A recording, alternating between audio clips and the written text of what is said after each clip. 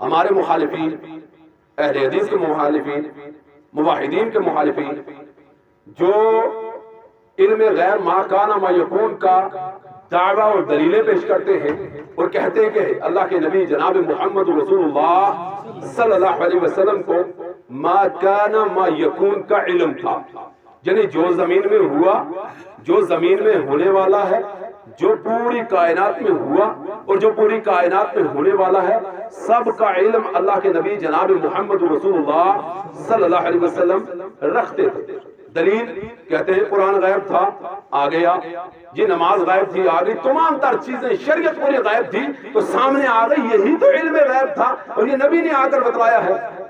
اور اللہ قرآن میں کہتا ہے کہ میں اپنے غیب کے معاملے میں بخیل نہیں ہوں، جس کو چاہتا ہوں اپنے نبیوں میں سے ان کو غیب عطا کر دیتا ہوں۔ آپ تو عطائی غیب کے بھی منکر ہیں۔ نہیں بھائی، آپ سمجھیں گے غیب کہتے کس کو؟ انسان کے حواس خمسہ ہوتے ہیں۔ حواس خمسہ کس کو کہتے ہیں؟ حواس خمسہ جس سے انسان کو کوئی بات علم ہوتی ہے، پتہ چلتا ہے، وہ پانچ ہیں۔ کیا کیا پانچ چیزیں ہیں حواس خمسہ میں؟ دیکھیے، یہ ہاتھ حواس خمسہ میں آتا ہے۔ کیسے؟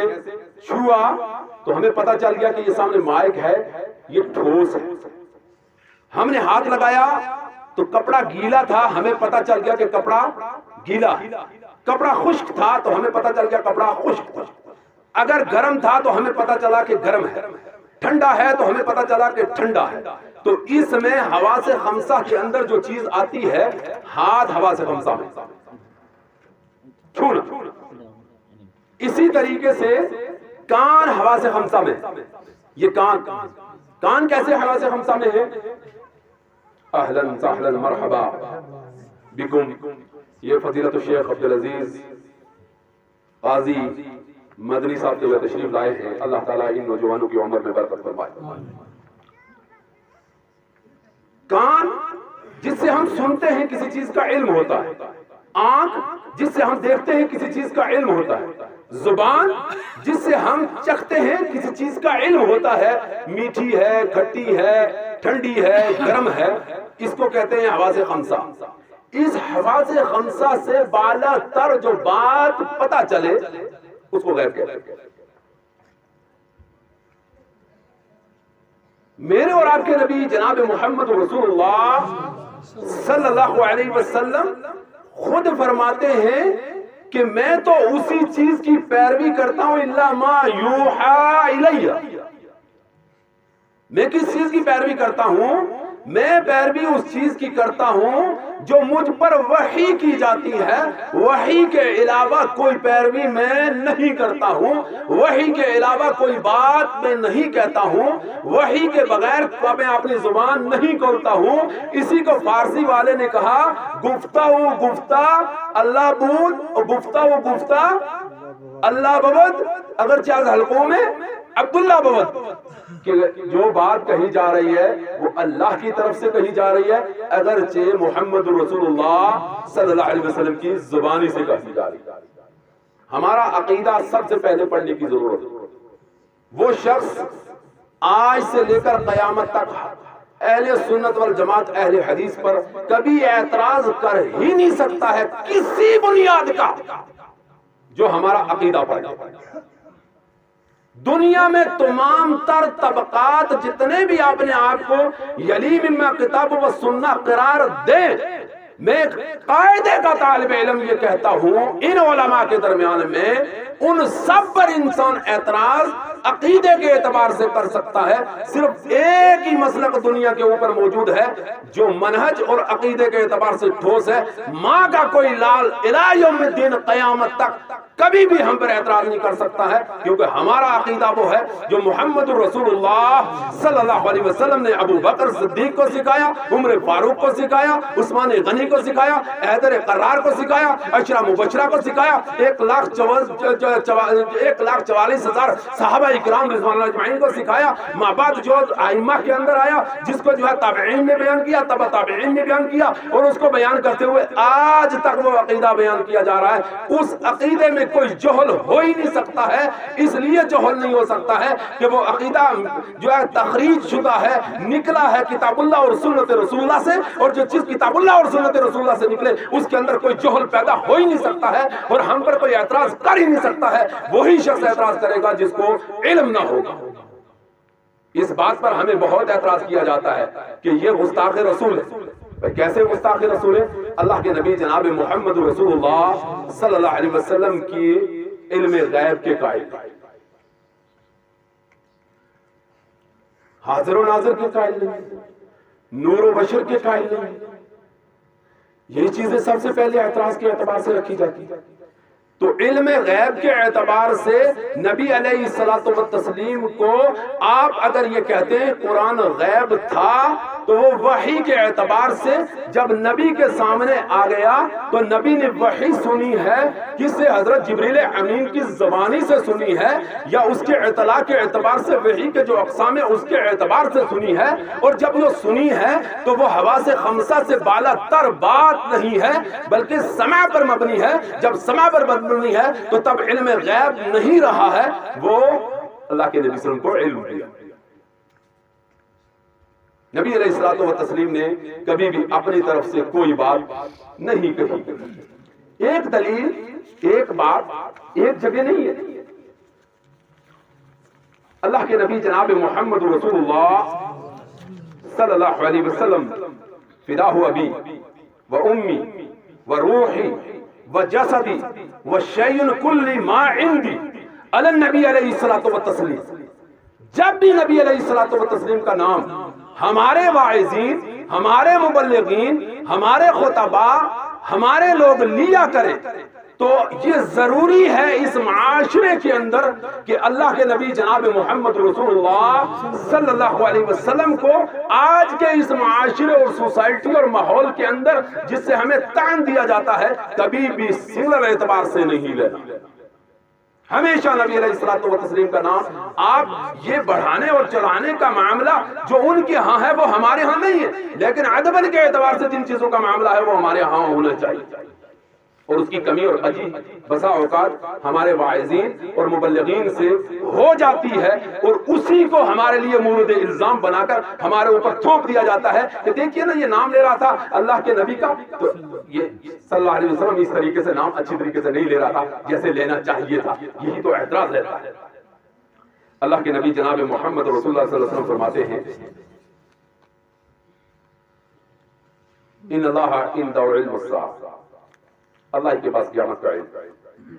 اللہ نے قرآن میں فرمایا، نبی صلی اللہ علیہ وسلم نے اعلان فرمایا، قرآن ہے، سورہ لقمان ہے، آیت نمبر 34 ہے، ان اللہ عنده علم الساعہ،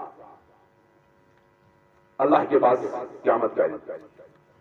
5 چیزوں کا علم صرف اللہ کے پاس، اس کو کسی شخص کو اللہ کے نبی جناب محمد رسول اللہ صلی اللہ علیہ وسلم کو بھی اس کا علم اللہ نے عطا نہیں فرمایا۔ نبی صلی اللہ علیہ وسلم فرمان جو اللہ کے نبی صلی اللہ علیہ وسلم پر اللہ کے نبی جناب محمد صلی اللہ علیہ وسلم تشریف فرما ہے مجلس میں، بخاری شریف کی روایت ہے، ایک آدمی اللہ کے نبی جناب محمد رسول کی مجلس میں تشریف لایا، جتنے صحابہ اللہ کے نبی صلی اللہ علیہ وسلم کے پاس موجود تھے ان میں سے کسی نے اس شخص کو نہیں دیکھا، خوبصورت، لمبا ترنگا، سیاہ بال، سفید کپڑے، لم یرا علیہ اثر السفر، احادیث کے الفاظ ہیں کہ اس پر سفر کے نشانات بھی نہیں دیکھے جا رہے تھے، ایک رائی کے دانے کے برابر عرب کے اس گرد آلودہ ایریے کے اندر ایسا کہیں موجود نہیں تھا کہ وہ کہیں سے آیا ہے اس کے اوپر رائی کے دانے کے برابر سفر کے آثار اور گرد و غبار موجود ہوں، یا وہ تھکا ہوا ہو یا سفر کے آثار نمایاں ہو رہے ہوں۔ وہ جب تشریف لایا بے باقی کے ساتھ اللہ کے نبی صلی اللہ علیہ وسلم کے ساتھ سلام کیا اور بالکل قریب میں اللہ کے نبی صلی اللہ علیہ وسلم کے بیٹھا، یہاں تک کہ اس کے گھٹنے اللہ کے نبی جناب محمد رسول صلی اللہ علیہ وسلم کے گھٹنوں کے ساتھ ٹکرا۔ انہوں نے ہاتھ اللہ کے نبی جناب محمد رسول اللہ صلی اللہ علیہ وسلم کے رانوں کے اوپر رکھے، رکھنے کے بعد اللہ کے نبی صلی اللہ علیہ وسلم سے سوالات کیے، جس کو حدیث جبریل کے اعتبار سے تمام اہل علم جانتے ہیں۔ ان میں ایک سوال تھا جس کو میں آپ کے سامنے رکھنا چاہتا ہوں، لمبی حدیث ہے، میں پوری حدیث کی طرف نہیں جاؤں گا۔ انہوں نے پوچھا متی الساعہ یا رسول اللہ صلی اللہ علیہ وسلم، اللہ کے نبی قیامت کب ہوگا؟ قیامت کب ہے؟ اللہ کے نبی جناب محمد رسول اللہ صلی اللہ علیہ وسلم کے بارے میں اگر یہ بودا اور کمزور جو رب کی صفت ہے، یہ علم غیب رب کی صفت ہے، وہی جانتا، اس کے علاوہ کوئی نہیں جانتا ہے۔ کسی بشر کے لیے وہ نبی ہوں، نبی میں محمد رسول اللہ ہوں، یا باقی انبیاء علیہ الصلوۃ والتسلیم ہوں، یا کوئی عام آدمی ہو، کوئی نیکوکار ہو، اگر اس کو اس کے اندر آپ شریک ٹھہراتے ہیں، گویا کہ اللہ پاک کی صفات کے اندر آپ جو شرک کرتے ہیں، کیونکہ علم غیب اللہ کی صفت ہے۔ انہوں نے پوچھا بھائی متی الساعہ یا رسول اللہ، اللہ کے نبی صلی اللہ علیہ وسلم کب جو ہے قیامت قائم ہوگی؟ آپ علیہ الصلوۃ والتسلیم نے فرمایا جو آیا ہے وہ بہتر جانتا ہوگا اس سے جس سے سوال کیا جا رہا ہے۔ کیوں؟ نبی علیہ الصلوۃ والتسلیم نے پہچان لیا تھا کہ یہ جبرائیل ہیں، رب کی طرف سے آئے ہیں، ہو سکتا ہے قیامت کا علم دینے کے لیے آئے۔ حضرت جبریل امین نے خاموشی اختیار کر نہیں بتلایا، انہوں نے بھی نہیں بتلایا کہ کیا کب ہے قیامت، نہیں بتلایا۔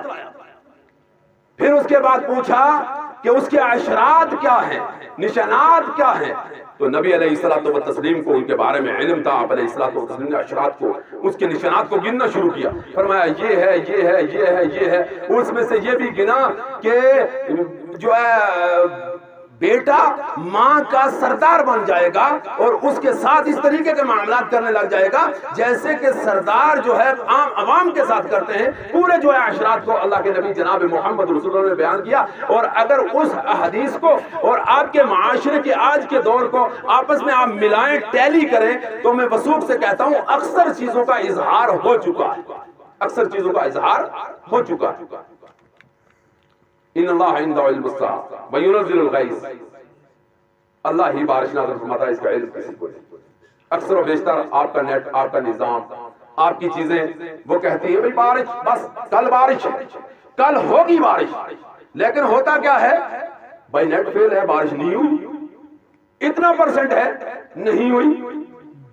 اچھا کل بارش نہیں ہے، بھائی میں نے پوچھا مجھے بھائی کام کرنا تھا، یا یہ کام تھا، یا شادی تھی، یا بیاہ تھا، یا جلسہ تھا، یا جلوس تھا، یا نظام تھا، آپ بتلائیے جناب کہ یہ فلکیات والے کیا کہتے ہیں، آپ کے نیٹ کے اوپر کیا نظام ہے؟ آپ کہتے ہیں مولوی صاحب بارش کے امکان، بارش ہے، اتنے پرسنٹ بارش ہے، پتہ چلا دھوم لگ گئی۔ بارش کا علم اللہ کے پاس ہے، اس کے علاوہ کوئی نہیں جانتا ہے کہ بارش کب برسے گی۔ یہ صرف جو ہے امکانات کا اظہار کیا جاتا ہے، اس میں کسی کو علم نہیں ہوتا ہے۔ وَيَعْلَمُ مَا فِي الْأَرْحَامِ، اور اللہ ہی جانتا ہے رحموں کے اندر کیا پڑ رہا ہے، رحموں کے اندر ماں کے مادر رحم میں کیا چیز ہے، کیا پڑ رہا ہے، یہ اللہ ہی جانتا ہے۔ اکثر و بیشتر آج کے دور کے اندر، آج کے زمانے میں، آج کے وقت میں یہ کہہ دیا جاتا ہے کہ جناب علی، یہ آپ کہتے ہیں کہ ما فی الارحام کا علم کسی کو نہیں ہے۔ ہم نے تو الٹرا ساؤنڈ کے اعتبار سے یہ ثابت کر لیا ہے کہ جناب علی اس میں لڑکا ہے یا لڑکی ہے، اس جو اندر میں بچہ ہے اس کی حالات کیا ہیں ہم نے بتلا دیا ہے۔ اور یہ اعتراض ہوا، قرآن پر اعتراض ہوا، معترضین نے اعتراض کیا، مفسرین نے اس کا جواب دیا، محدثین نے اس کا جواب دیا، اہل علم نے اس کا جواب دیا کہ آپ تو کم از کم 90 دن گزر جانے کے بعد، 4 مہینے گزر جانے کے بعد ان چیزوں کا اظہار کرتے ہیں۔ رب ذوالجلال والمنن تو نطفہ کو جو ہے رحم میں جانے کے وقت اس بات کا علم رکھتے ہیں کہ اس کا یہ کیا ہوگا، لڑکا ہوگا یا لڑکی ہوگی۔ پھر اہل علم نے اس کا جواب دیا کہ اللہ ہی جانتا ہے جو رحموں میں ہے۔ فرمایا بھائی آپ نے تو ثابت کیا کہ نر ہوگا کہ مادہ ہوگا، بچہ ہوگا، لیکن آپ میں سے کون جانتا ہے کہ وہ کیا لے کر پیدا ہوا؟ بیکاری بنے گا، افسر بنے گا، ماسٹر بنے گا، پروفیسر بنے گا، کیا ڈگری لے گا، کیا انداز کرے گا، اس کا علم ہے؟ اللہ کو تو اس کے بارے میں اس کا علم ہے۔ نیک ہوگا یا شقی ہوگا، گناہگار ہوگا یا غیر گناہگار ہوگا، ایماندار ہوگا یا کافر ہوگا، کیا ظلم کرے گا، اس کا علم بھی اللہ کے پاس ہے۔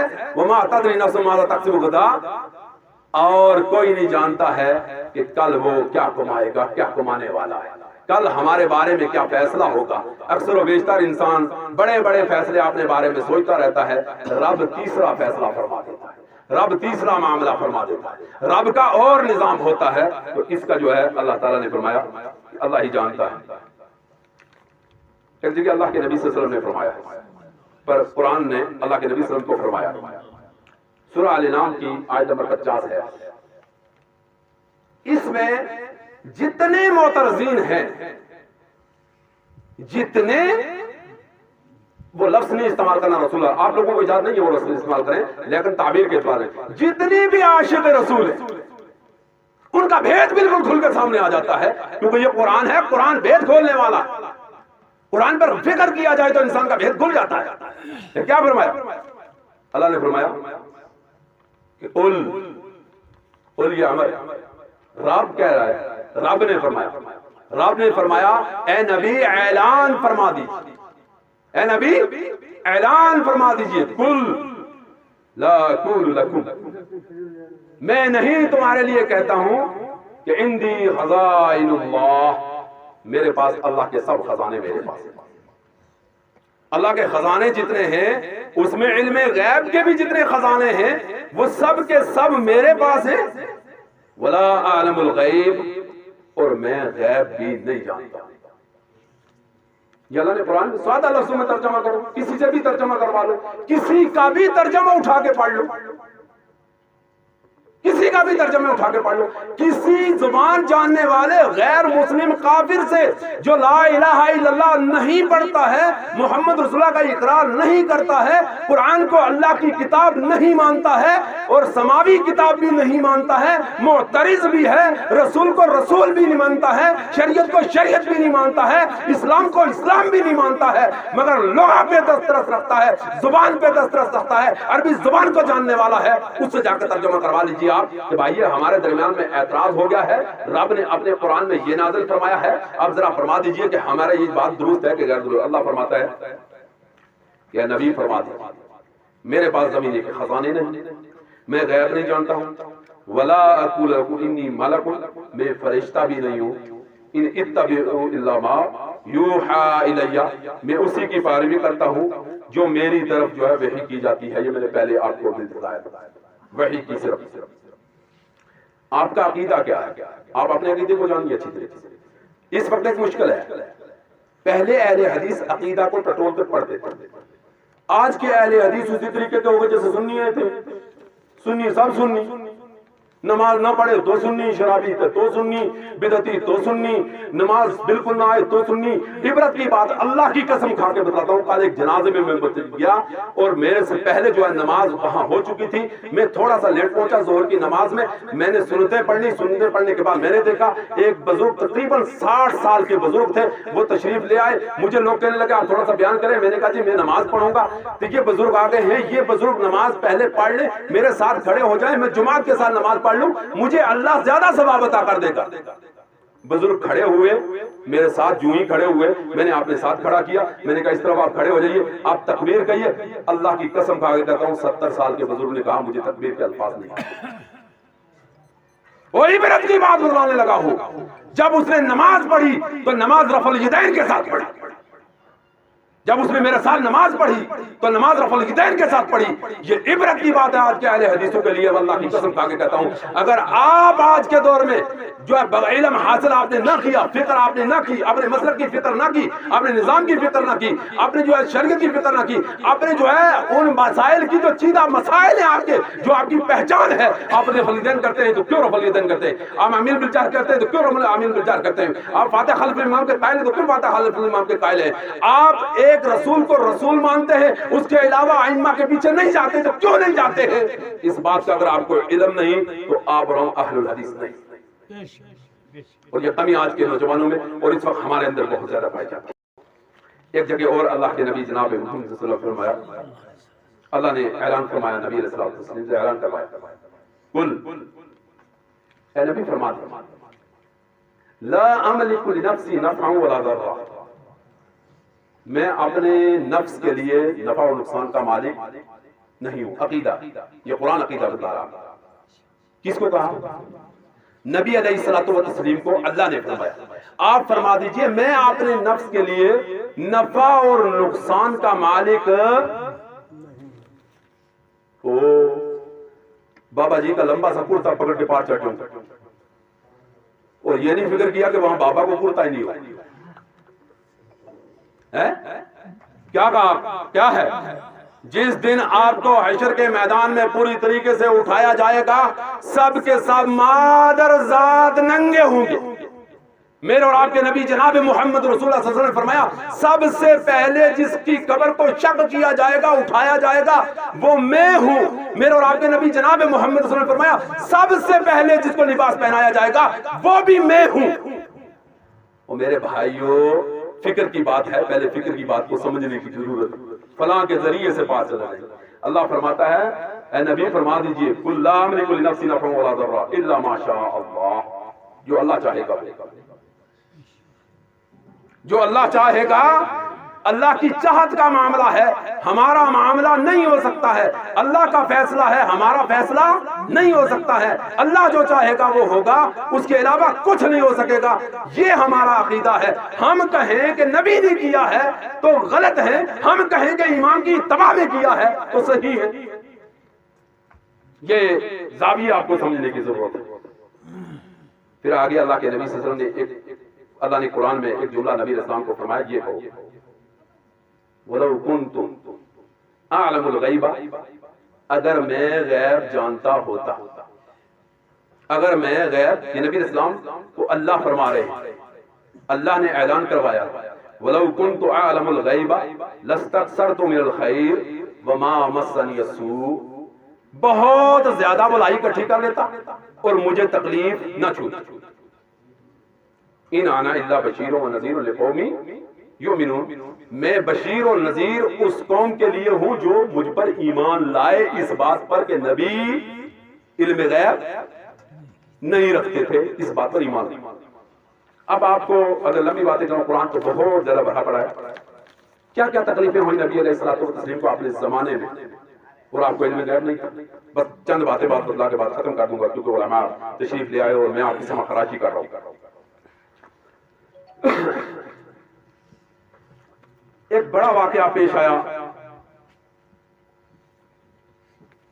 نبی علیہ الصلوۃ والتسلیم کے زمانے میں، اور بڑا دل خراش واقعہ، بڑا دل خراش واقعہ. وہ کون سا واقعہ ہے؟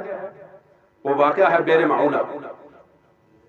بئر معونہ، بئر معونہ کا واقعہ تاریخ اسلام میں نبی علیہ الصلوۃ والتسلیم کو سب سے زیادہ جس چیز پر شاک گزرا، آپ پہلے سمجھیں گے، نبی علیہ السلام کو شاک گزرا اور 1 مہینے تک اللہ کے نبی جناب محمد رسول اللہ صلی اللہ علیہ وسلم، وہ رحیم و کریم نبی علیہ الصلوۃ والتسلیم جن کے پاس جو اس وقت جب کہ اللہ کے نبی جناب محمد رسول اللہ لوحان تھے، جوتے میں جو پاؤں میں جو جوتا پہنا وہ خون سے بھر گیا تھا، آپ بے ہوش ہو کر گر گئے تھے، آپ بے ہوش ہو گئے تھے، طائف کے بازار میں تھے، اللہ کے نبی صلی اللہ علیہ وسلم ایک باغ کے اندر تھے اور پہاڑوں کا فرشتہ آیا تھا. آگے کہا اللہ کے نبی صلی اللہ علیہ وسلم آپ فرمائیں تو ان 2 پہاڑوں کو آپس میں ٹکرا کر اس ظالم قوم کو میں بیچ میں مسمار کر دوں، ختم کر دوں. تو اللہ کے نبی صلی اللہ علیہ وسلم نے فرمایا نہیں، مجھے امید ہے کہ ان کی بعد والی نسلیں مسلمان ہوں گی. ان نبی علیہ الصلوۃ والتسلیم نے 1 مہینے تک مسلسل اس بئر رجی کے بئر معونہ کے واقعے کے اوپر 1 مہینہ مسلسل بس دعا کے طور پر جو ہے قنوت نازلہ پڑھا. کتنا بڑا واقعہ کیا تھا؟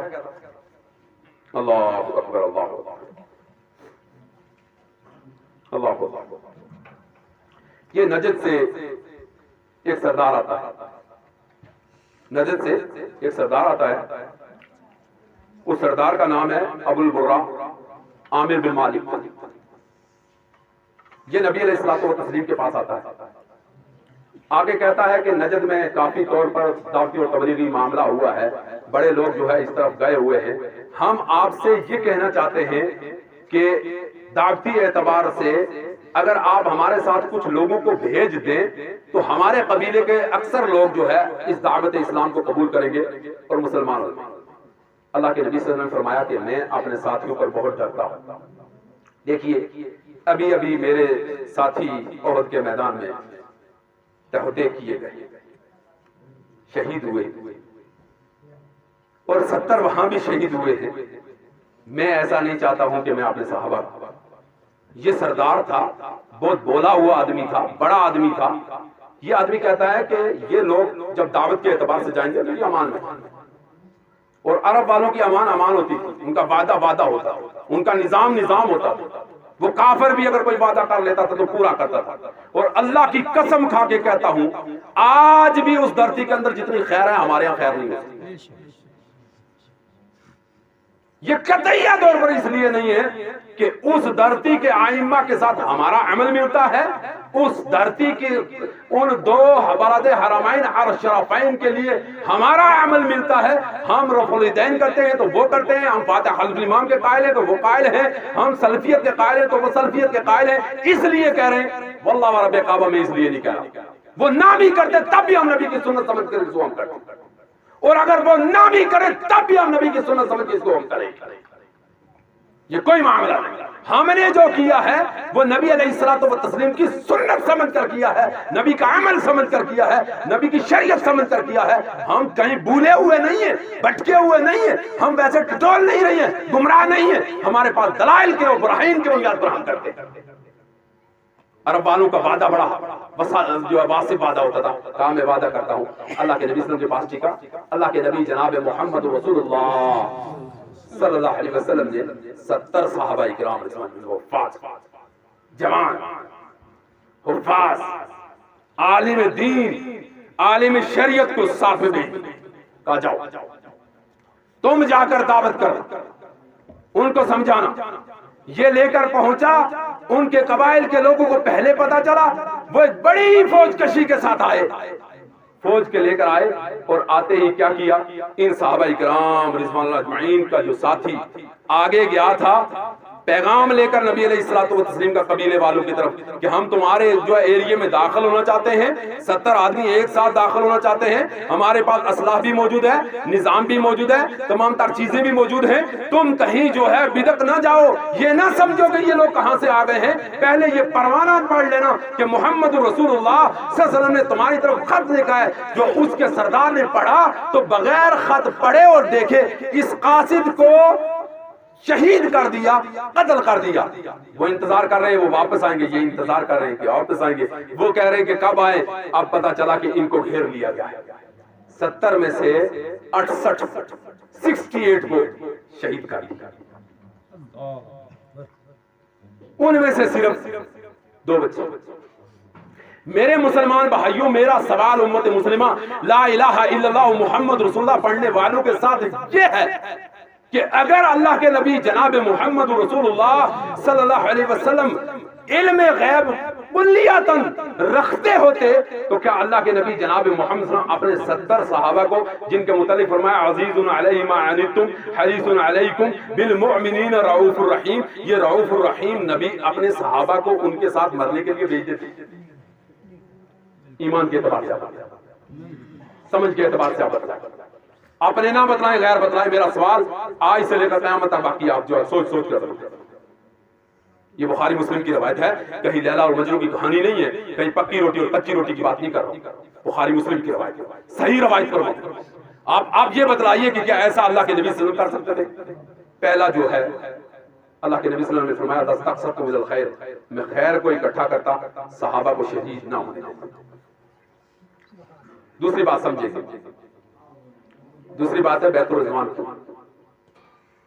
بیت رضوان، شجر رضوان جس کا قرآن میں ذکر ہے، بیت رضوان والوں کا بہت بڑا درجہ ہے، جیسے صحابہ میں مدارج ہے، یہ فلاں وہ فلاں وہ فلاں، بیت رضوان والوں کا بھی بہت بڑا درجہ ہے، قرآن میں اللہ نے اس کو بیان کروایا ہے۔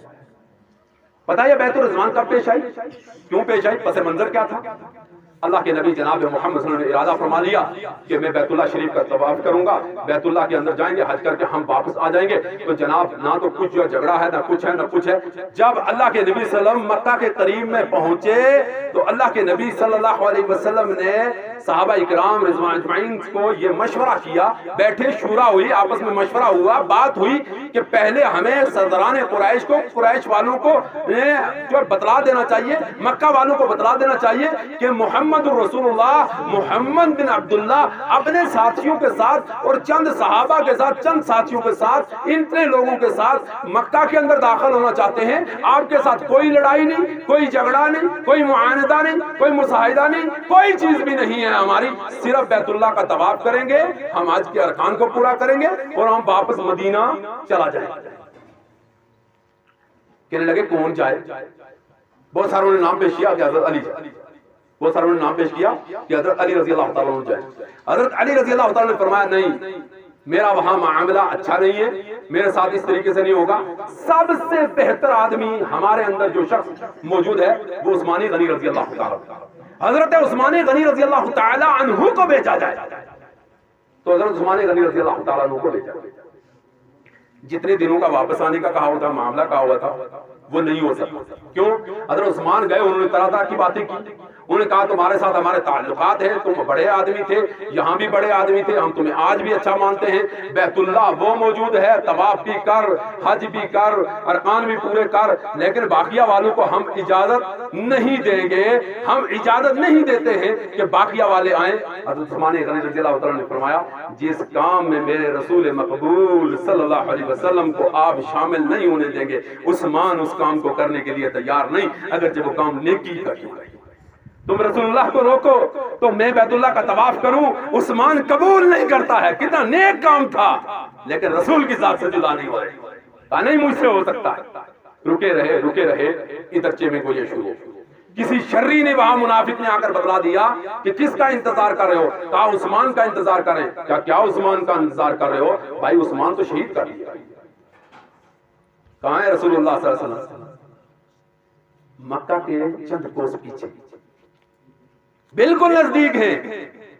اللہ کے نبی صلی اللہ علیہ وسلم کو آگے کہہ دیا گیا، اللہ کے نبی صلی اللہ علیہ وسلم نے یقین فرما لیا، یقین فرما لیا اللہ کے نبی صلی اللہ علیہ وسلم، ہاں عثمان کو شہید ضرور کر دیا ہو۔ اللہ کے نبی صلی اللہ علیہ وسلم نے موت کی بیعت لی، بیعت رضوان، ایک شجر رضوان میں بیٹھے جس کی بڑی بڑی ٹینیاں تھیں آگے، اس میں بیٹھے اللہ کے نبی صلی اللہ علیہ وسلم نے باہر ہاتھ کیا، کہا کون شخص ہے جو عثمان کے خون کے بدلے کے لیے میرے ہاتھ کے اوپر موت کی بیعت کرتا ہے؟ میں محمد صلی اللہ علیہ وسلم کو جنت کا وعدہ کرتا ہوں، موت کی بیعت کون کرے گا؟ سلمہ بن اقوا رضی اللہ تعالیٰ عنہ جلیل القدر صحابی ہیں، دوڑ کر آتے ہیں، سب سے پہلے بیعت کرتے ہیں۔ کہا اللہ کے نبی جناب محمد رسول اللہ علیہ وسلم میں آپ کے ہاتھ پر موت کی بیعت کرتا ہوں۔ اللہ کے نبی صلی اللہ علیہ وسلم فرمایا اگر تم میں سے ایک آدمی بھی عثمان کے خون کا بدلہ لینے کے لیے یہاں نہیں رکے گا، تب بھی میں مدینے پہ چڑھائی کرنے کے لیے محمد رسول اللہ تنہا ہوں۔ اللہ اکبر، اللہ اکبر۔ نبی کو اپنے ساتھیوں سے محبت کتنی تھی! کیا ہم اہل حدیثوں کو آپس میں ایک دوسرے سے اتنی محبت ہے؟ اس بات پہ نفرت، اس بات پہ نفرت، اس بات پہ بات، یہ بات وہ فلاں ہو گیا، یہ فلاں ہو گیا، یہ گجر ہے، وہ یہ جو ہے فلان ہے، یہ پٹھان ہے، یہ علی کا راجپوت ہے، وہ امان ہے، یہ فلاں ہے، یہ ہمیں ہونا چاہیے، یہ قطعیہ طور پر نہیں ہونا چاہیے، یہ بت ہے۔ اللہ کے نبی صلی اللہ علیہ وسلم نے فرمایا نہیں، ہم لڑیں گے۔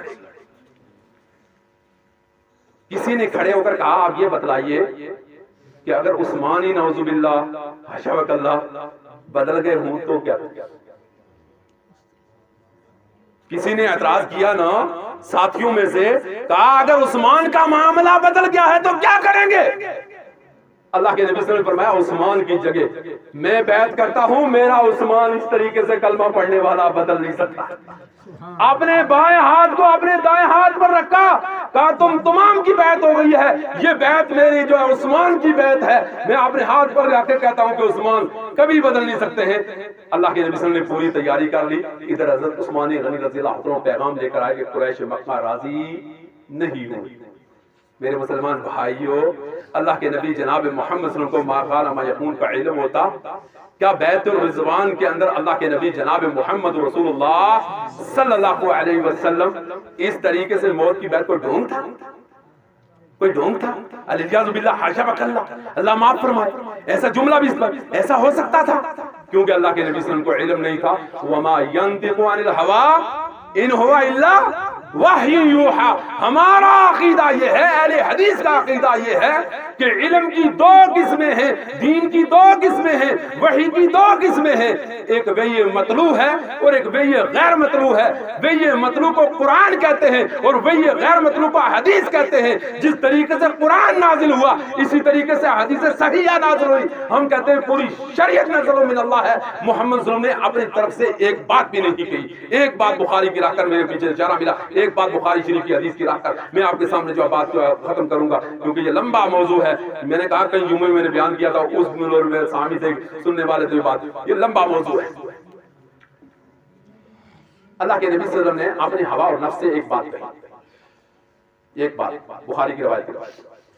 اب مکہ سے مدینہ تشریف لے گئے. مدینے کے لوگوں کو دیکھا وہ کاشتکاری کرتے تھے. مدینے کے لوگ کیا کرتے تھے؟ کاشتکاری کرتے تھے. اور کاشتکاری کرنے میں مدینے کے لوگوں کا عمل یہ تھا، کھجور کی جو کاشتکاری ہوتی ہے، قرآن میں اللہ نے فرمایا کہ اللہ تعالیٰ نے ہر چیز کو زوجین پیدا کیا ہے، ہر چیز میں نر و مادہ پیدا کیا ہے. ہر پھلدار درخت کے ہر خوشو کے اندر نر و مادہ ہوتا ہے. جتنی چیزیں نر و مادہ ہوتا ہے اس میں خود ہی اللہ تعالیٰ اس کو جو ہے ملاتا رہتا ہے. لیکن کھجور میں نر و مادہ ہے لیکن ملانا پڑتا ہے. اس کا بیج اس میں ڈالنا، اس کا بیج اس میں ڈالنا، اور اس کو تعبیر النحلہ کے اعتبار سے احادیث میں اس کو بیان کیا گیا. اللہ کے نبی نے فرمایا یہ کیا کرتے ہو؟ کہا تعبیر النحلہ کا مال، ہم اس سے کھیتی زیادہ آتی. نبی علیہ السلام نے فرمایا اللہ پہ توکل کرو، یہ بات اچھی نہیں ہے، میں اس کو پسند نہیں کرتا ہوں، میں پسند نہیں کرتا ہوں، میں پسند نہیں کرتا ہوں. عقیدے کی بات رکھیں، میں پسند نہیں کرتا ہوں. مدینے کے کاشتکاروں نے اس کو چھوڑ دیا. نبی علیہ السلام پسند نہیں کرتے ہیں، ہم کیسے کریں گے؟ ہمیں وہ چیز پسند ہی نہیں جو نبی کو پسند نہ ہو، وہ کیسے ہمیں پسند ہو جائے گی؟ نبی کی پسندگی ہماری پسندگی اور نبی کی غیر پسندگی صحابہ کی پسندگی ناپسندگی ہوتی تھی، کیونکہ وہ جو ہے پسند ہی نہیں ہے اس باتوں کرتے تھے، چھوڑ دیا. بہت کم پھل آیا، پھل اچھا نہ آیا. شکوہ لے کر اللہ کے نبی جناب محمد رسول اللہ کے پاس پہنچ گئے. اللہ کے نبی صلی اللہ علیہ وسلم آپ نے تعبیر النحلہ سے منع فرمایا. اس سال تک کھجور بہت کم آئے، جو آئے بھی وہ بہت چھوٹے چھوٹے آئے، جن میں بہت جو ہے پھل اچھا نہیں لگا.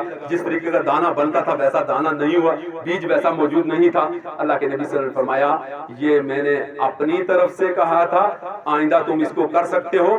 جب کوئی معاملہ میری ذات کی طرف سے ہو اس میں آپ کو خیار ہے، اور جب معاملہ رب ذوالجلال کی طرف سے ہو اس میں کسی کو کوئی خیار موجود نہیں ہے. وہ شریعت کا معاملہ ہے، اس کو اپنانا ہے. اللہ تعالیٰ کہنے اور سننے سے زیادہ عمل کرنے کی توفیق بخشے. ایک کو نیک کرے، آپس کے اندر اتحاد و اتفاق پیدا فرمائے، بیماروں کو شفا